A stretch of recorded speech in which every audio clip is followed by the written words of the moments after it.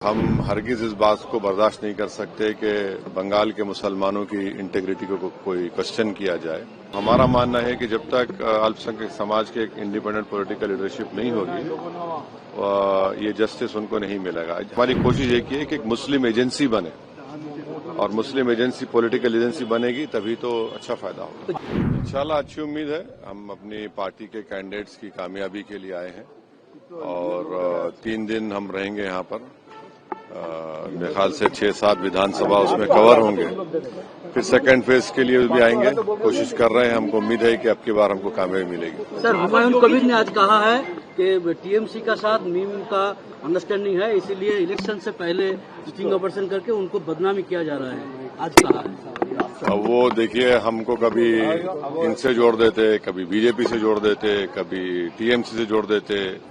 अब ये किस किस से जोड़ेंगे नहीं मालूम मेरे को, मगर हम अपना काम करेंगे और हम हरगिज इस बात को बर्दाश्त नहीं कर सकते कि बंगाल के मुसलमानों की इंटेग्रिटी को कोई क्वेश्चन किया जाए। और यहाँ पर 50, 55, 60 साल से सेकुलर गवर्नमेंट ही रही है, मगर जो अल्पसंख्यक समाज मुसलमान की जो स्थिति है, जो खुद गवर्नमेंट का डेटा बताता है, वो बहुत खराब है, बुरा हाल है। एजुकेशन ले लीजिए, सोशली देख लीजिए, इकोनॉमिकली देख लीजिए। तो हमारा मानना है कि जब तक अल्पसंख्यक समाज के एक इंडिपेंडेंट पॉलिटिकल लीडरशिप नहीं होगी, ये जस्टिस उनको नहीं मिलेगा।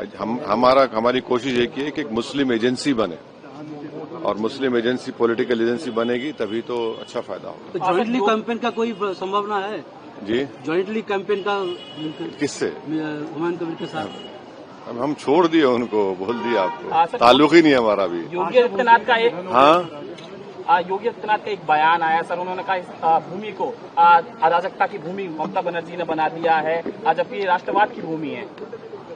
ऐसा है ना कि ना बीजेपी ना टीएमसी मुस्लिम पॉलिटिकल एजेंसी को बर्दाश्त करते हैं।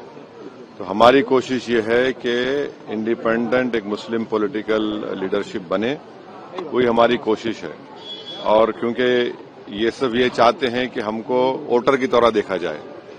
एमआईएम मीम पार्टी ये कह रही है कि आप सिटीजन विद राइट्स बनिए, और उसके लिए हम कोशिश कर रहे हैं। यूसीसी को हर रैली में ममता बनर्जी बेहद खतरनाक बता रही है जनता को संबोधित करते हुए।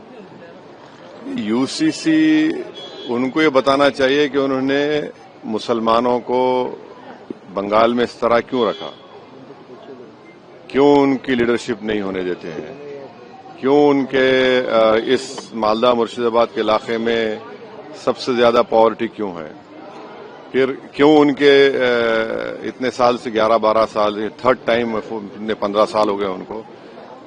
आप देखते हैं कि 7% मुस्लिम एम्प्लॉयमेंट है।